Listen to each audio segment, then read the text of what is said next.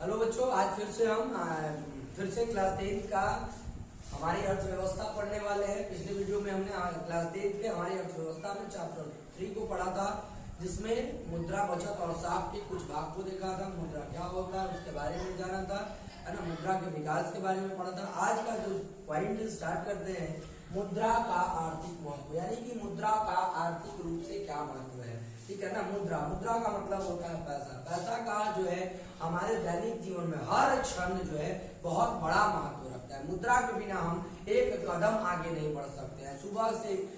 सुबह की चाय से लेकर रात के डिनर तक जो है सारा कार्य जो है पैसा पर ही आधारित है, मुद्रा पर ही आधारित है। तो इस मुद्रा के आर्थिक महत्व के बारे में जानते कहता है कि आधुनिक आर्थिक व्यवस्था में, जो आज का जो आर्थिक व्यवस्था है, जहां से हम पैसे कमाते हैं, जहां से हमें पैसे आते हैं, वो सारे कार्य जो है सभी कार्यों में मुद्रा का काफी ज्यादा महत्व है। कोई भी कार्य, आर्थिक कार्य जो है हम पैसे के बिना, मुद्रा के बिना संभव नहीं हो पाएगा। क्योंकि अगर एक दुकान खोलना है या कोई भी बिजनेस, छोटा मोटा कोई भी धंधा चलाना है, तो उसके लिए हमें मुद्रा चाहिए। अगर मुद्रा होगी तब वो बिजनेस हम चला पाएंगे, अगर मुद्रा नहीं होगा तो वो बिजनेस हम नहीं चला पाएंगे। यानी कि मुद्रा न होती तो विश्व के विभिन्न देश जो है इतनी आर्थिक प्रगति न होती। चाहे कोई सी भी अर्थव्यवस्था, पूंजीवादी अर्थव्यवस्था हो या समाजवादी अर्थव्यवस्था हो या मिश्रित अर्थव्यवस्था, सभी प्रकार के अर्थव्यवस्थाओं में मुद्रा का आर्थिक महत्व बहुत अधिक है। यानी कि सभी अर्थव्यवस्था में मुद्रा विकास जो है ना, विकास के मार्ग में बहुत महत्वपूर्ण भूमिका अदा करती है, ठीक है ना। यानी कि हमारे लिए मुद्रा का बहुत बड़ा महत्व है। हमारे जीवन में एक पग अगर चलना है, आगे बढ़ना है, विकास की ओर बढ़ना है, तो मुद्रा के बिना यह संभव नहीं है। जैसे जैसे ये आधुनिक समय आ रहा है, इस आधुनिकता में मुद्रा का और भी महत्व बढ़ते जा रहा है। मुद्रा के बिना किसी भी कार्य का संपादन नहीं किया जा सकता है। अब हम बात करेंगे मुद्रा से लाभ। हमें मुद्रा से लाभ कैसे पता है कि मुद्रा हमारे लिए बहुत लाभदायक है। मुद्रा से पूरे मानव समाज को लाभ पहुंचता है। उपभोग, उत्पादन, विनिमय, वितरण या राजस्व में मुद्रा का महत्वपूर्ण स्थान है ना। किसी भी वस्तु का उपभोग करना है ना, या किसी का हमें उत्पादन करना है, या राजस्व की बात करें, विनिमय प्रणाली की बात करें, है ना, विनिमय वितरण की बात करें, तो इन सभी कार्यों के लिए मुद्रा का बहुत बड़ा योगदान है। यानी कि मुद्रा हमारे लिए जो है निम्नलिखित लाभ देती है। मुद्रा हमें पहला क्या है, मुद्रा से उपभोक्ता को लाभ, ठीक है ना। मुद्रा से उपभोक्ता को क्या लाभ है कि आज जो है मुद्रा से, है ना, मुद्रा के आविष्कार से उपभोक्ता को बहुत अधिक लाभ हुआ है। उपभोक्ता जो है अपनी आवश्यकता के अनुसार, है ना, जिस समय उपभोक्ता को जो भी आवश्यकता पड़ती है, उस आवश्यकता के अनुसार मुद्रा के द्वारा उस वस्तु को खरीद सकता है ना, विनिमय का कार्य कर सकता है।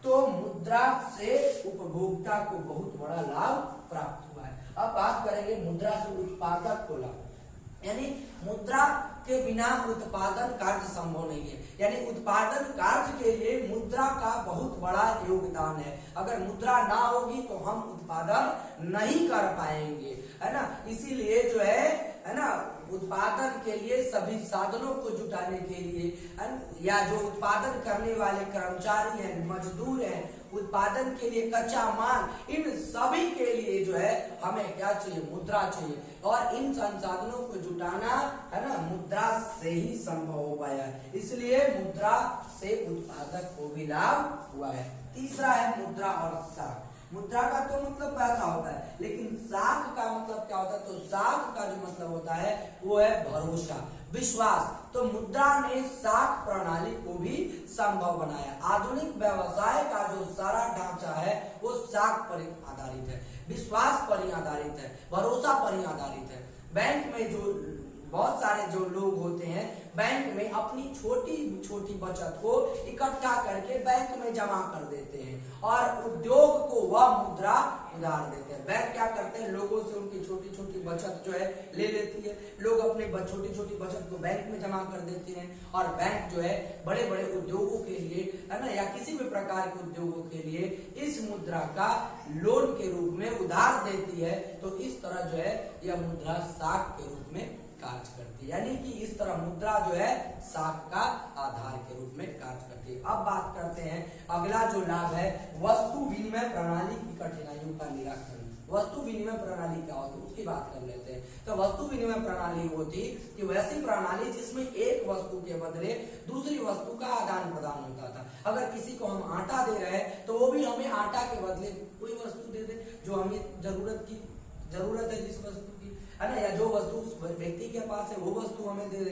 तो वस्तु के बदले वस्तु का आदान प्रदान लेन देन का कहलाया वस्तु विनिमय प्रणाली कहलाया। तो पिछले वीडियो में हमने पढ़ा था कि वस्तु विनिमय प्रणाली में बहुत सारी कठिनाइयां थी, है ना। तो उस कठिनाइयों को निराकरण के लिए मौद्रिक विनिमय प्रणाली का आविष्कार हुआ और जिसके कारण जो है वस्तु विनिमय प्रणाली की कठिनाइयों का निराकरण संभव हुआ। तो ये भी मुद्रा का ही लाभ है। और मुद्रा और बड़े पैमाने का उद्योग, अगला जो लाभ है मुद्रा और बड़े पैमाने का उद्योग। आज जो है आधुनिक समय में बड़े बड़े उद्योग धंधे लगाए जा रहे हैं। तो ये उद्योग धंधे लगाने का जो श्रेय जाएगा वो मुद्रा को ही जाएगा, क्योंकि मुद्रा के बिना कोई भी उद्योग धंधा स्थापित करना किसी भी व्यक्ति के वश में किसी के लिए संभव नहीं है। तो मुद्रा के कारण, है ना, आज बड़े बड़े उद्योग धंधे स्थापित हो रहे हैं। और अगला लाभ है मुद्रा और आर्थिक प्रगति। कहने का मतलब है मुद्रा जो है किसी भी देश की आर्थिक प्रगति का सूचक है। अगर किसी भी देश की आर्थिक प्रगति चाहिए तो उसके लिए मुद्रा होनी चाहिए। अगर मुद्रा नहीं है तो उस देश का आर्थिक प्रगति नहीं हो पाएगा। इसीलिए कहा गया है कि मुद्रा जो है किसी भी देश का, चाहे कोई भी देश हो, सभी देशों की आर्थिक प्रगति का सूचक है, आधार है। अब हम बात करते हैं बचत की। बचत क्या कहलाता है ना, तो कहता है कि आय एवं उपभोग का अंतर बचत कहलाता है। यानी कि कोई व्यक्ति जितने पैसे अर्न करता है, कमाता है, और उसके बाद जो कमाता है वो आय हो गया, और कमाने के बाद जो है कुछ पैसे जो है खर्च कर देता है, हमको एक्सपेंडिचर कहलाता है। एक इनकम कमाया तो अर्निंग, इनकम खर्च करना एक्सपेंडिचर।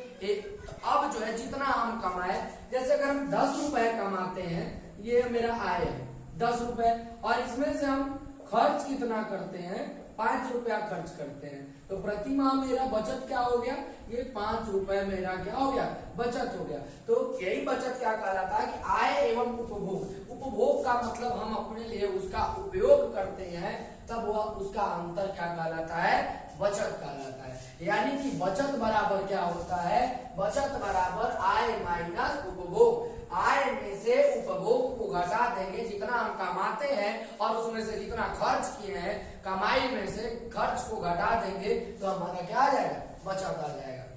ये बचत अब 2 प्रकार का होता है। एक होता है नगद बचत, यानी कि मान लीजिए हम 10 रुपए कमाए, 10 में 5 रुपए खर्च कर दिए, तो बचा कितने, 5 रुपए हमारे पास नगद बचत हो गया, है ना। ये मुद्रा के रूप में, पैसा के रूप में जो बचत हुआ, ये क्या हो गया, नगद बचत। लेकिन एक होता है वस्तु बचत। मान लीजिए हम सब्जी लाते हैं बाजार से खरीद कर, है ना, उसके बाद जो है कुछ सब्जी को बनाए और कुछ सब्जी ऐसे ही रह गया, बचत बचा हुआ। तो मान लीजिए सब्जी खरीद के लाए, तो वो मेरा क्या हो गया, लाना आय हो गया। उसके बाद उसमें से कुछ बनाए खाने के लिए, तो वो क्या, खर्च हो गया। और जो सब्जी बच गई है तो वो हमारा क्या हो गया, बचत। तो वो वस्तु बचत। जब वस्तु बच जाती है तो वह क्या कहलाता है, वस्तु बचत कहलाता है। यानी कि बचत आय एवं उपभोग का अंतर बचत कहलाता है। बचत 2 प्रकार का, एक नगद बचत और दूसरा वस्तु बचत। अब बात करते हैं हम साख। साख का मतलब होता है विश्वास या भरोसा, ठीक है ना। साख का मतलब होता है विश्वास या भरोसा। यानी कि क्या कहता है कि साख एक ऐसा विनिमय है, विनिमय कार्य। विनिमय कार्य का मतलब यानी कि लेन देन वाला कार्य, आदान प्रदान वाला कार्य, जो एक निश्चित अवधि यानी कि एक निश्चित समय के बाद भुगतान करने के बाद पूरा हो जाता है। यानी कि जब हम किसी व्यक्ति को पैसा देते हैं, उधार दिए, तो हम उसको कहते हैं कि हम भाई आपको इतनी अवधि के लिए 2 महीने, 4 महीने, 2 साल, 4 साल के लिए दे रहे हैं। और जब वह व्यक्ति एक निश्चित अवधि में वह रकम हमें भुगतान कर देता है, लौटा देता है, तब वह क्या कहलाता है? साख कहलाता है। और साख के 2 आधार होते हैं, इसमें एक ऋणदाता होता है, एक ऋणी। इसको हम कहते हैं, है ना, ऋणी। ऋणदाता का मतलब जो ऋण देता है, और ऋणी का मतलब जो ऋण लेता है। अगर हम किसी व्यक्ति को उधार दे रहे हैं पैसा, तो हम ऋणदाता हो गए, और जो व्यक्ति पैसा उधार लेता है वह क्या कहलाएगा? ऋणी कहलाएगा। लेकिन साख का आधार होता है, किस आधार पर, है ना, हम किसी पर भरोसा करें, विश्वास करें, उसे पैसे दें। तो साख का पहला जो आधार है वह विश्वास है। यानी कि विश्वास जो है साख के लिए बहुत ही महत्वपूर्ण आधार है। विश्वास होना बहुत जरूरी है। अगर जब तक किसी व्यक्ति के ऊपर हमारा विश्वास नहीं होता है, हम उसे कोई भी वस्तु नहीं दे पाते हैं। दूसरा होता है चरित्र, यानी कि जब साख का आधार माना गया चरित्र को, यह भी बहुत महत्वपूर्ण आधार है, क्योंकि ऋणदाता जो है ऋण देते समय यह देखता है कि ऋणी का चरित्र कैसा है, वह कोई क्रिमिनल तो नहीं है, चोर डकैत तो नहीं है, इस तरह की चीजों को भी देखा जाता है। यानी कि ऋणदाता के लिए ऋणी का चरित्र बहुत महत्व रखता है, इसलिए चरित्र साख का एक महत्वपूर्ण आधार है। अब है चुकाने की क्षमता। चुकाने की क्षमता कहने का तात्पर्य है कि ऋणदाता ऋण देते समय देखता है कि ऋणी में चुकाने की क्षमता है या नहीं है। मान लीजिए कोई व्यक्ति जो है 1 लाख रुपए किसी दूसरे व्यक्ति से उधार ले लेता है, और उसकी इतनी क्षमता नहीं है कि वह 1 लाख रुपए उसे लौटाए। वह 1 लाख रुपए ले तो लेता है, खर्च कर देता है, और जब लौटाने की बात आती है तो टाल मटोल करता है, बहाने बनाता है। तो ये भी क्या है? एक महत्वपूर्ण आधार है।